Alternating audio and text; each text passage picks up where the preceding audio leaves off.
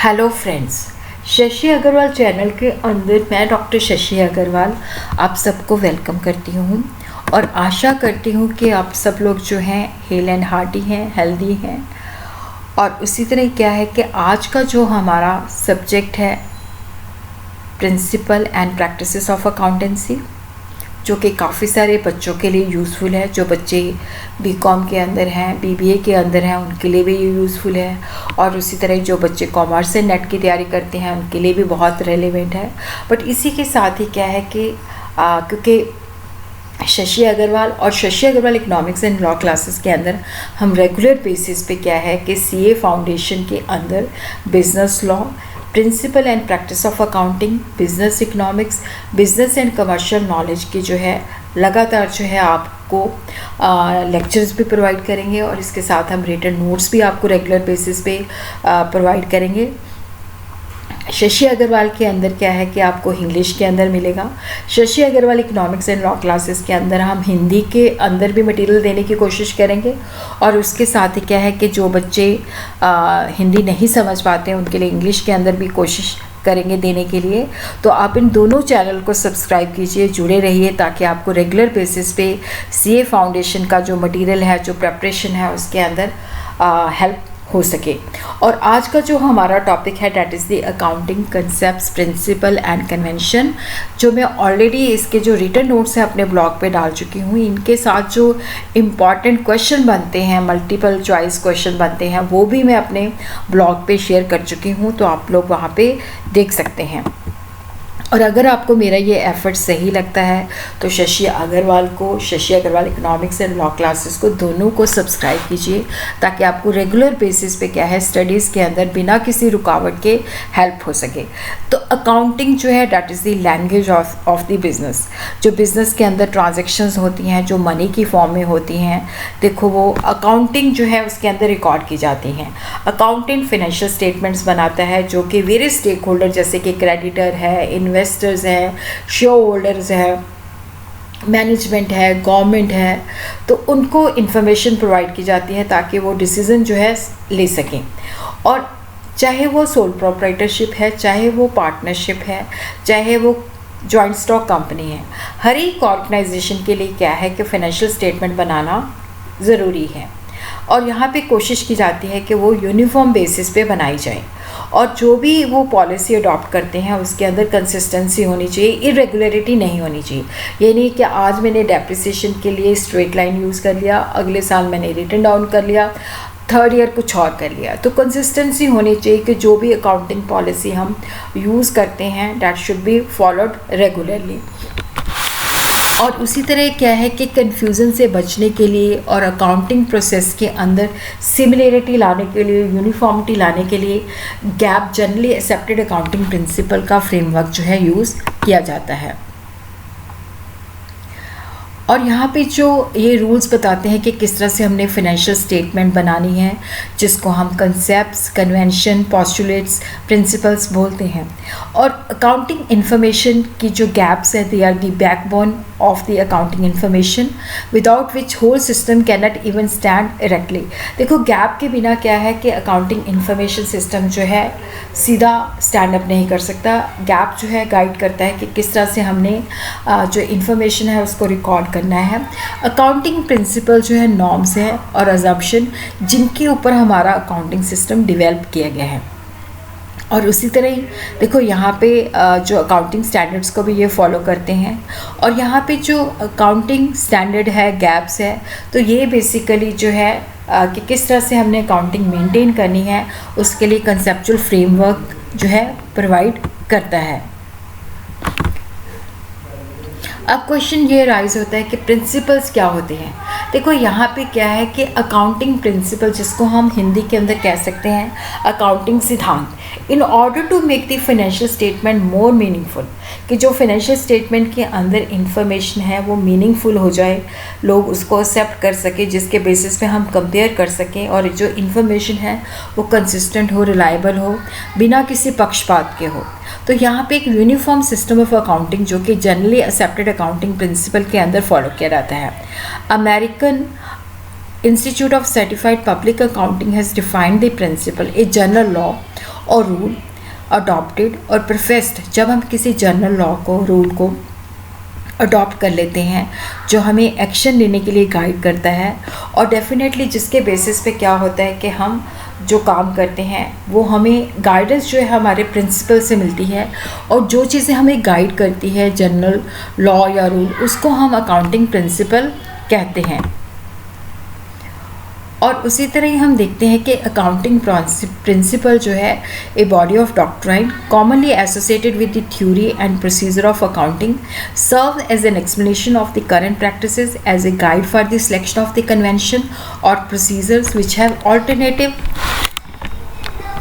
तो यहाँ पे हम देखते हैं कि अकाउंटिंग प्रिंसिपल जो है हमें गाइड करते हैं कि किस तरह से हमने जो है अपनी अकाउंटिंग जो इंफॉर्मेशन है उसको रिकॉर्ड करना है। तो जब हम अकाउंटिंग प्रिंसिपल जो हमें हेल्प करते हैं, एक तो क्या है कि they should be based on real assumption, simple होने चाहिए, अंडरस्टैंडेबल होने चाहिए और कंसिस्टेंटली फॉलो होने चाहिए, और जिसके बेसिस पे हम फ्यूचर की प्रेडिक्शन कर सकें और ये मीनिंगफुल इंफॉर्मेशन जो है यूज़र को प्रोवाइड कर सकें। अकाउंटिंग प्रिंसिपल जो होते हैं, देखो ये लेबॉर्ट्री के अंदर टेस्ट नहीं किए जाते, ये ह्यूमन बींग्स के द्वारा जो है बनाए जाते हैं। और यहाँ पे जो अकाउंटिंग प्रिंसिपल है they should be based on facts, personal bias नहीं होना चाहिए, रेलेवेंट होने चाहिए, और जिनको प्रैक्टिकली जो है पॉसिबल हो कि जिसको हम फॉलो कर सकें। और उसी तरह हम देखते हैं अकाउंटिंग कन्वेंशन। देखो अकाउंटिंग कन्वेंशन जो है दे emerge out of the accounting practices commonly known as accounting principles adopted by various organizations over a period of time। ये जो कन्वेंशंस हैं बेसिकली यूजेस और प्रैक्टिस से ड्राइव होती हैं। Accountancy body of the world may change any of the convention to the improve the quality of the accounting information.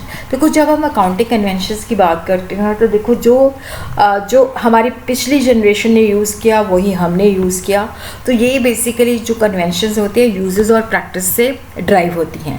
और उसी तरह क्या है कि accountancy body of the world may change any of the convention to improve the quality of the information. तो accounting convention जो होती हैं इनकी यूनिवर्सल एप्लीकेशन नहीं होती, they are based on the uses and practice. Accounting concept जो है assumptions को बताते हैं जिसके ऊपर हमारी फाइनेंशियल स्टेटमेंट जो है बेस्ड होती हैं। कंसेप्ट्स के अंदर बेसिक अजम्पशंस होती हैं, कंडीशंस होती हैं जिसके अंदर हम अकाउंटिंग की जो लॉजिक है दैट इज़ बेस्ड। तो यहाँ पे कुछ कंसेप्ट जो होते हैं परसीव किए जाते हैं, अज्यूम किए जाते हैं और अकाउंटिंग के अंदर एक्सेप्ट किए जाते हैं ताकि एक जो है यूनिफाइंग स्ट्रक्चर और इंटरनल लॉजिक जिसके बेसिस पे हम अकाउंटिंग मेंटेन करते हैं उसको रैशनैलिटी प्रोवाइड कर सकें। जिस तरह से फिज़िकल साइंस जो होती है जिसके अंदर यूनिवर्सल एप्लीकेशन होती है, अकाउंटिंग कंसेप्ट जो होते हैं ब्रॉड कंसेंसस का रिजल्ट होते हैं कि जब बहुत सारे लोग जो होते हैं एग्री करते हैं तो वहाँ से अकाउंटिंग कंसेप्ट जो है डेवलप करते हैं। अकाउंटिंग कंसेप्ट जो है बेसिस प्रोवाइड करते हैं जिसके बेसिस पे अकाउंटिंग प्रिंसिपल जो है डेवलप किए जाते हैं। अब देखो जो फाइनेंशियल अकाउंट है हम क्यों बनाते हैं, क्योंकि इसलिए बनाते हैं क्योंकि वो हमें एक ट्रू और फेयर पिक्चर जो है बिजनेस की प्रोवाइड करे, और ट्रू और fair view is applied in ensuring and assessing whether the accounts do Indeed present the business activities in A accurate manner. तो यहाँ पे देखो जो हम फाइनेंशियल स्टेटमेंट्स बनाते हैं जैसे profit and loss and balance sheet बनाते हैं तो वो ट्रू एंड फेयर पिक्चर जो है बिजनेस की प्रेजेंट करें, जिसके अंदर क्या है कि देखो विंडो ड्रेसिंग नहीं होनी चाहिए, जो बिज़नेस की जो एक्चुअल फाइनेंशियल पोजीशन है उसको डिपिक्ट करे। तो अकाउंटिंग के अंदर कि वो ट्रू और फेयर पिक्चर जो है प्रेजेंट करे। कुछ अकाउंटिंग कंसेप्ट्स एंड कन्वेंशन जो है फॉलो किए जाते हैं ताकि अकाउंटिंग इन्फॉर्मेशन जो है एक्यूरेटली और कंसिस्टेंटली जो है फॉलो की जाती है। तो सबसे पहले हमारा जो कंसेप्ट है एंटिटी कंसेप्ट है। देखो एंटिटी कंसेप्ट का अर्थ होता है कि जैसे मान लो ABC लिमिटेड है, ए बंदे ने अपना बिजनेस शुरू किया है, ABC लिमिटेड शुरू किया है, तो ए और ABC लिमिटेड जो है they are separate entity which is different from its owner. तो जब हम अकाउंटिंग की बात करते हैं तो जो बिज़नेस है और ऑनर जो है वो सेपरेट एंटिटीज़ हैं। वैसे तो देखो जो सोल प्रोप्राइटरशिप होता है, पार्टनरशिप होता है, वहाँ पे बिज़नेस और ऑनर को एक ही चीज़ माना जाता है। अनलिमिटेड लाइबिलिटी होती है।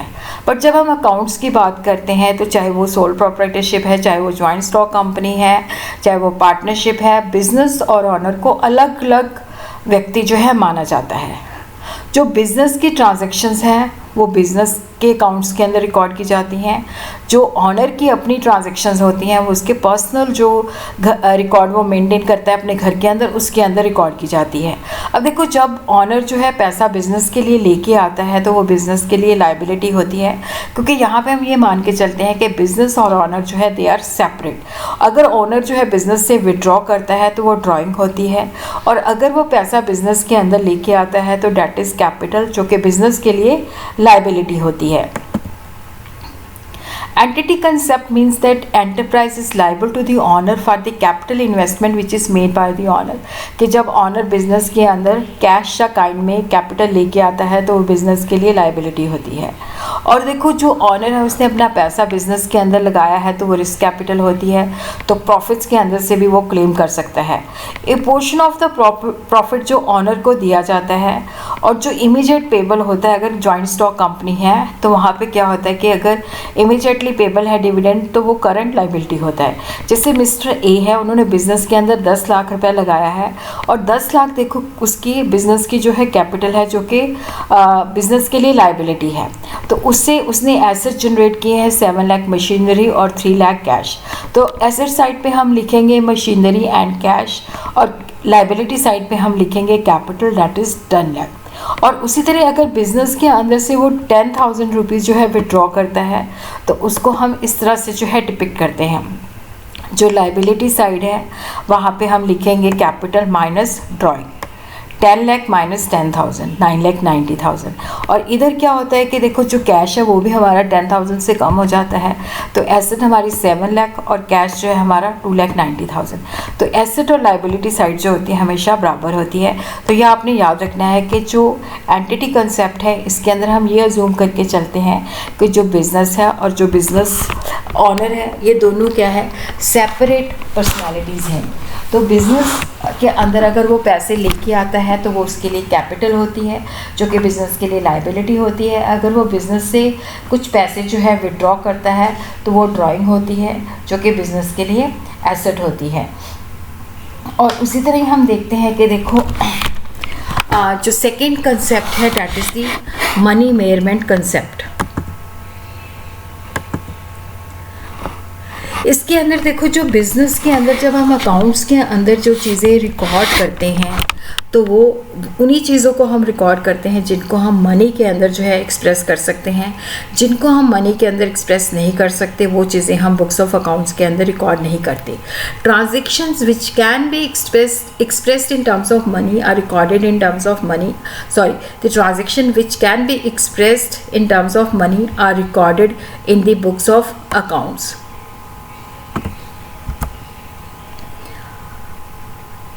और देखो, ये अगर मैं कहूँ कि मेरे पास 100 चेयर्स हैं, 100 टेबल्स हैं, तो they are meaningless.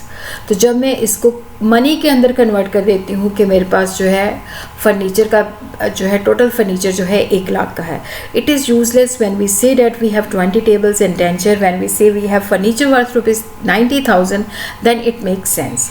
Only those transaction which can be expressed in monetary terms then they will be recorded in the books of accounts.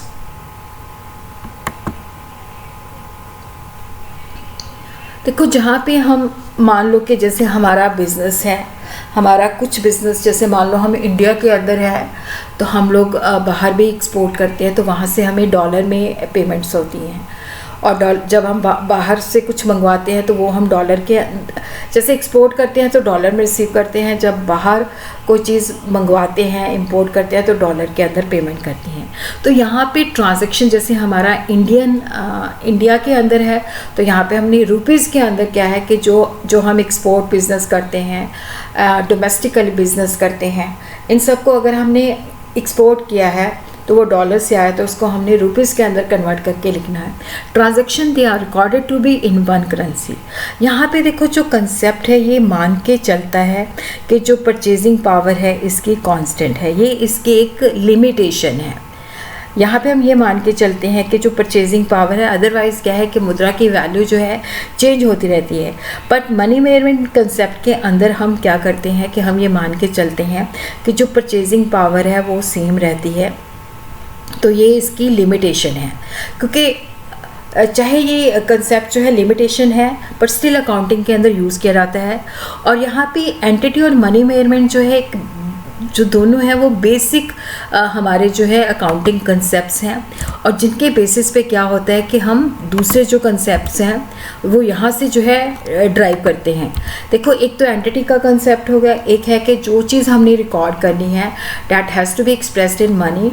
और अगर हमारा कई देशों के साथ बिजनेस है तो वहाँ से हमें डिफरेंट जो करेंसी जो है हमारी डिफरेंट उसमें आती है, डिफरेंट करेंसीज में आती है, तो उसको हमने इंडियन रुपीज़ के अंदर कन्वर्ट करके इंडियन रुपीज़ के अंदर रिकॉर्ड करना है। Transaction are to be recorded in one currency.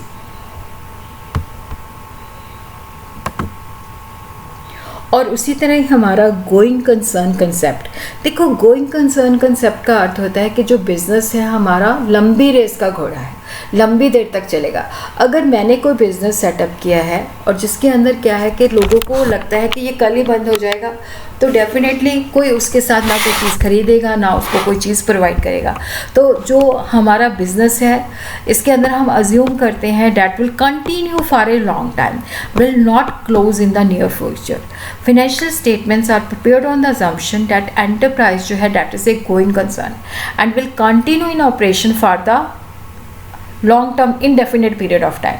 और यहाँ पे जो हम चीज़ें रिकॉर्ड करते हैं, जो हम खर्चा करते हैं, जैसे मान लो हमने फर्नीचर परचेज़ किया है तो जो वैल्यू पे हमने ख़रीदा है वो वैल्यू हम रिकॉर्ड करते हैं, वो हिस्टोरिकल कॉस्ट जो होती है यूज़ की जाती है। जैसे हमने फ़िक्स एसेट परचेज़ की है, तो जैसे मान लो हमने 1 लाख में फ़िक्स एसेट परचेज़ की है तो उसको ओरिजिनल कॉस्ट के अंदर हम रिकॉर्ड करते हैं। हर साल जो है हम डेप्रिसिएशन प्रोवाइड करते हैं जो कि उसकी वेयर एंड टियर होती है। देखो, जो एसेट या जो भी होता है वो मार्केट वैल्यू पे हम रिकॉर्ड नहीं करते, क्योंकि फिक्स एसेट हमने परचेज़ की है running the business not for the sale. तो वैल्यूएशन ऑफ द जो एसेट ऑफ ए बिज़नेस है वो जो हमने खर्चा किया है उसी के बेसिस पे हम उसको रिकॉर्ड करते हैं, क्योंकि वहाँ पे देखो हमने कौन सा सेल करने के लिए उसको परचेज़ किया है। जैसे यहाँ पे देखो, जैसे लाइबिलिटी है 10 लाख है, मशीनरी जो है 7 लाख है, कैश जो है हमारे पास 3 लाख है। ठीक है, अब देखो यहाँ पे जो गोइंग कंसर्न कंसेप्ट है इसके अंदर इंक्रीज और decrease the value of the asset in the short run जो है डैट इज़ इग्नोर, कि जो शॉर्ट रन के अंदर फ्लक्चुएशन होती है उसको हम इग्नोर करते हैं। एसेट जो है हम इसलिए परचेज़ करते हैं क्योंकि उन्होंने हमें फ्यूचर के अंदर बेनिफिट देना है, क्योंकि इमीडिएटली हमने सेल नहीं करना। अगर मशीनरी परचेज़ किया है तो मशीनरी हमने इसलिए परचेज़ किया है क्योंकि मशीनरी से हमने बिज़नेस करना है। तो यहाँ पे हम क्योंकि ये अलग बात है कि मशीनरी जो है वो मैं चलो आपको आगे जाके बताऊंगी कि जो हम फिक्स एसेट जिनके साथ हम अपना रेवेन्यू जनरेट करते हैं वो इमीडिएट सेल के लिए नहीं होती। तो current change in the asset value जो है डैट इज़ नॉट रियलाइजेबल, कि अगर आज मैंने लैंड खरीदी है, लैंड के ऊपर जो बिज़नेस सेटअप किया है वो लैंड अगर जब मैंने खरीदी थी तो 1 लाख की है, आज उसकी क्योंकि देखो करंट चेंज इन द अगर आज उसकी वैल्यू 10 लाख की है तो वो क्योंकि मैं कौन सा सेल करने चला हूँ, जब वो रियलाइजेबल होगी, जब हम उसको सेल करेंगे तब हम उसको काउंट करेंगे। तो गोइंग कंसर्न कंसेप्ट्स के अंदर क्या है कि हम हिस्टोरिकल कॉस्ट के अंदर जो है उसको रिकॉर्ड करते हैं। और उसी तरह जो नेक्स्ट है that is the accounting period concept और पीरियोडिसिटी कंसेप्ट। इकोनॉमिक लाइफ, देखो ये तो अजम्पशन हम लेके चलते हैं कि हमारा बिजनेस लंबी रेस का घोड़ा है, it is going to run for a indefinite period of time. तो ये थोड़ी है कि हमारा बिजनेस 100 ईयर्स तक चलेगा तो 100 सालों के बाद देखेंगे कि हमें अल्टीमेटली प्रॉफिट हुआ या लॉस हुआ। जैसे आप लोग स्टूडेंट्स हो तो अभी सेमेस्टर सिस्टम है तो डेफिनेटली 1 सेमेस्टर आप एग्ज़ाम देते हो, उसके बाद आप दूसरे सेमेस्टर में प्रमोट किए जाते हो। तो इसी तरह बिज़नेस के अंदर भी क्या होता है कि जैसे पीरियोडिक इंटरवल्स होते हैं, जैसे फाइनेंशियल ईयर है, कैलेंडर ईयर भी हो सकता है जनवरी टू दिसंबर या 1 अप्रैल टू 31 मार्च।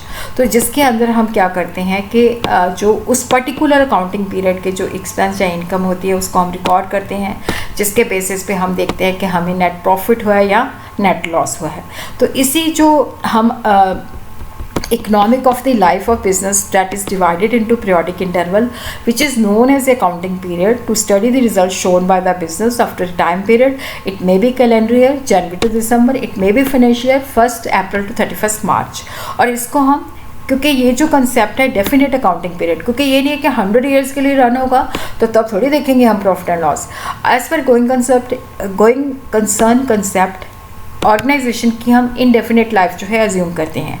तो अकाउंट जो होते हैं हर एक फाइनेंशियल ईयर या कैलेंडर ईयर के लिए जो है बनने चाहिए. और यहाँ पे जब हम अकाउंटिंग पीरियड के हिसाब से सारी इन्फॉर्मेशन रिकॉर्ड करते हैं तो यहाँ पे हम डिफरेंट पीरियड की, जैसे इस साल का फाइनेंशियल परफॉर्मेंस क्या है, पिछले साल का क्या है, उससे पिछले साल का क्या है, कंपेयर कर सकते हैं. और उसी तरह क्या है कि जो बिज़नेस है उसके लिए यूनिफॉर्म और कंसिस्टेंट अकाउंटिंग ट्रीटमेंट हम प्रोवाइड करते हैं. और यहाँ पे हम जब अकाउंटिंग पीरियड कंसेप्ट को फॉलो करते हैं तो रेवेन्यू और एक्सपेंस को भी हम मैच करते हैं. और उसी तरह क्या है कॉस्ट कंसेप्ट. देखो ये जो कंसेप्ट है that is based on the idea that the asset or sources of the business are recorded in the books at the price which is paid to acquire them. कि जो business के अंदर हमने जो किस वैल्यू पे record करना है. अगर मैंने कोई चीज़ परचेज़ की है 100 रुपीज़ पे परचेज़ किया तो वो 100 रुपीज़ पे ही डालनी है. तो ये कॉस्ट जो है, अगर कोई एसेट परचेज़ किया है तो देखो जो डेप्रिसिएशन है वो हमने इस कॉस्ट के बेसिस पे कैलकुलेट करनी है. This cost becomes the basis for the accounting of the asset during the subsequent periods. कि जैसे मैंने 1 लाख का एसेट लिया है, उस पर 10% का डेप्रिसिएशन है, तो अगले साल वो 90,000 की रह जाएगी. 90,000 के ऊपर डेप्रिसिएशन, फिर 90,000 में से डेप्रिसिएशन माइनस हो जाएगी. तो हम उसकी मार्केट वैल्यू के हिसाब से एसेट को रिकॉर्ड नहीं करते. कि देखो जो कंसेप्ट है इसकी एक लिमिटेशन है कि यहाँ पे जो हम बुक वैल्यू रिकॉर्ड करते हैं वो उसकी हो सकता है ट्रू वर्थ ना रिप्रेजेंट करे. कि जैसे मान लो हमने 5 साल पहले एक एसेट परचेज़ किया था जिसकी वैल्यू उस वक्त 10 लाख थी. हमारी बुक्स ऑफ अकाउंट जो है उसकी 2 लाख वैल्यू डिपिक्ट कर रही हैं आज की डेट के अंदर. लेकिन जब हम मार्केट के अंदर जाते हैं तो हो सकता है हमें उसका कोई 50,000 भी ना दे. तो जो लिमिटेशन है कि जो book value of the asset है वो उसकी ट्रू वर्थ जो है एक्सप्रेस नहीं करती. जैसे ABC limited has purchase the asset worth ₹10,000. It will be recorded at that cost. Next year यहाँ पे हम कॉस्ट माइनस डेप्रिसिएशन के ये नहीं देखेंगे कि मार्केट के अंदर अगर आज हम जाते हैं तो वो किस रेट पे हमें मिलेगी. इन्फ्लेशनरी सिचुएशन है जब price of the all commodities go up, on average acquisition cost loses it's relevance. क्योंकि जब हर चीज़ की कीमत बढ़ जाती है तो क्योंकि जो हमारी बुक्स ऑफ अकाउंट है, क्योंकि ये तो हिस्टोरिकल कॉस्ट हमने एक्चुअल में पे की है और आज की कॉस्ट के अंदर डिफरेंस हो सकता है, तो वहाँ पे वो कॉस्ट रेलेवेंट नहीं रहेगी. और यहाँ पे हिस्टोरिकल कॉस्ट है तो हम यहाँ पे कंपैरिजन भी नहीं कर सकते. अब जैसे देखो मिस्टर ए है, उन्होंने 1 लाख रुपया जो था 2000 के अंदर इन्वेस्ट किया, जिसने 50,000 का कैश दिया, तो यहाँ पे उसकी जो रिटर्न है 50% है. और उसी तरह क्या है कि 2017 के अंदर किसी ने 5 लाख इन्वेस्ट किया और 50,000 अर्न किया, तो यहाँ पे उसकी रेट ऑफ रिटर्न जो है 10% है. अब देखो जो एसेट्स हैं they are recorded at the historical cost, तो रिजल्ट जो है कंपेरेबल नहीं हो सकते. और उसी तरह क्या है कि many asset do not have acquisition cost. जैसे ऑर्गेनाइजेशन के अंदर ह्यूमन बीइंग जो है they are the valuable assets, और जितना उनके ऊपर हम क्या करते हैं, ट्रेनिंग खर्च करते हैं, नॉलेज प्रोवाइड करते हैं, तो उनकी वैल्यू इन्हांस होती जाती है. तो वहाँ पे हम जो है बेसिकली कुछ भी जो है नहीं रिकॉर्ड करते. एक्रूअल कंसेप्ट, इसका अर्थ होता है कि जैसे देखो बिजनेस जो है that is going to run for a longer period of time, but यहाँ पे हम ये नहीं है कि 10 सालों के बाद या 15 सालों के बाद हम देखेंगे कि उसकी फाइनेंशियल परफॉर्मेंस कैसी है. तो यहाँ पे अकाउंटिंग पीरियड का कंसेप्ट होता है, जैसे कैलेंडर ईयर है जनवरी टू दिसंबर, या फाइनेंशियल ईयर ज़्यादातर फॉलो किया जाता है 1 अप्रैल टू 31 मार्च. तो यहाँ पे उस पर्टिकुलर जो हमारा अकाउंटिंग पीरियड है उसके साथ जो हमारे खर्चे हैं, चाहे वो पे किए हैं चाहे नहीं किए हैं, ड्यू हो चुके हैं. एक्रूअल का मतलब होता है कि हमारे फाइनेंशियल ईयर को वो बिलोंग करते हैं. ये इमटेरियल है कि whether we have made the payment or not made the payment. It implies revenue is recognised. Revenue हम कब रिकॉग्नाइज करते हैं, when it is realised irrespective whether the cash is received or not. Accrual concept means due basis. उसी तरह चाहे expense है पे किया है चाहे नहीं पे किया, but that belongs to the financial year, accounting period को बिलोंग करता है, तो हमने उसको रिकॉर्ड करना है. expenses are recognized in the period in which they accrue irrespective of whether cash is paid or not.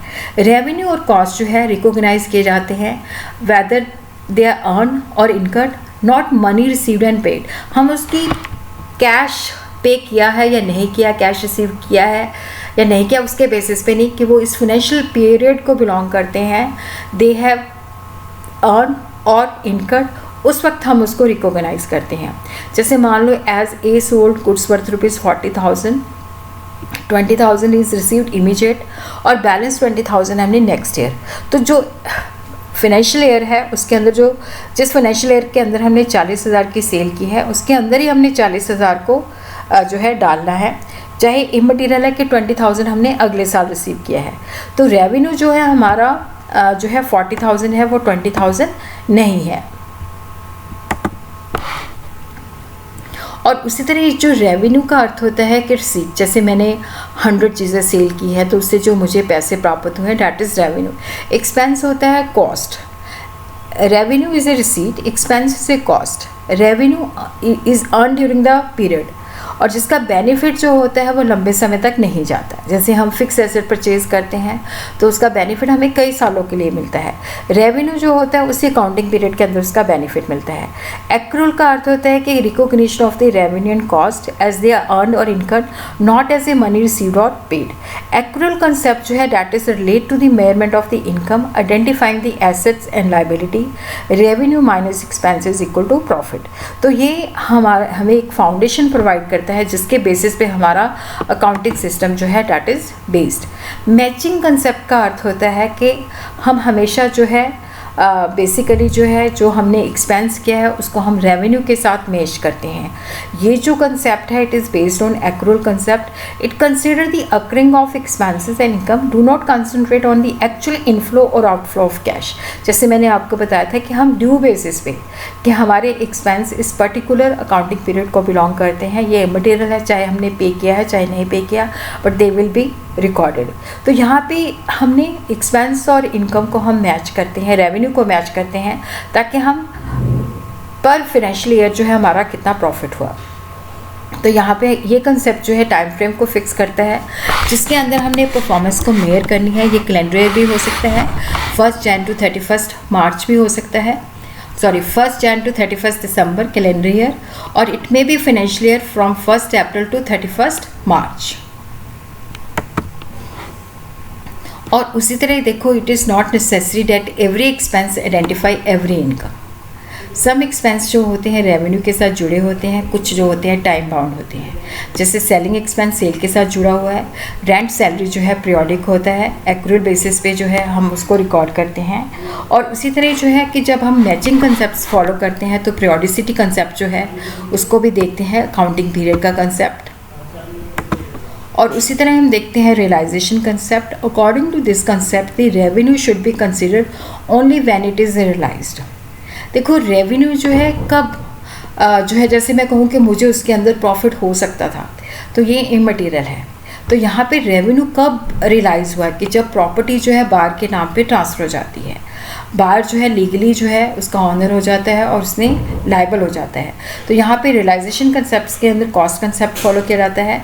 और उसी तरह क्या है कि देखो कोई भी वैल्यू ऑफ द एसेट है उसके अंदर जो चेंजेस होती हैं उसको हम तभी रिकॉर्ड करते हैं जब वो एक्चुअल में बिजनेस को रियलाइज़ होती है.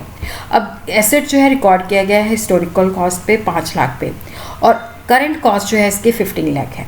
तो ये चेंज काउंट नहीं करेंगे जब तक कि हम इसको सेल करते हैं और हमें वाकई में वो पैसे मिलते हैं. तो यहाँ पे हम कंजर्वेटिव पाथ जो है फॉलो करते हैं कि एंटिसिपेट ऑल लॉसेस, और प्रॉफिट जो होता है उसको तभी रिकॉर्ड करो जब वो एक्चुअल में आपको मिलता है. जैसे A places in order with B for the supply of certain goods on 20th June, A contract with B and B supply the goods to A on 25th August, A makes payment on 30th December, revenue is recognised on 25th August, जिस दिन के documentation जो है जिस दिन के buyer के नाम पे वो ट्रांसफ़र होती है. ड्यूल का अर्थ होता है कि हर एक ट्रांजैक्शन का एक डेबिट एस्पेक्ट होता है, क्रेडिट एस्पेक्ट होता है. अकाउंट्स के अंदर जो भी हम ट्रांजैक्शंस रिकॉर्ड करते हैं that is based on double entry system. जैसे कैपिटल प्लस लायबिलिटी जो है that is equal to asset. जैसे मैंने समोसा ख़रीदा, ठीक है, तो इसके अंदर क्या है कि देखो आई गेन समोसा और सेक्रीफाइस मनी।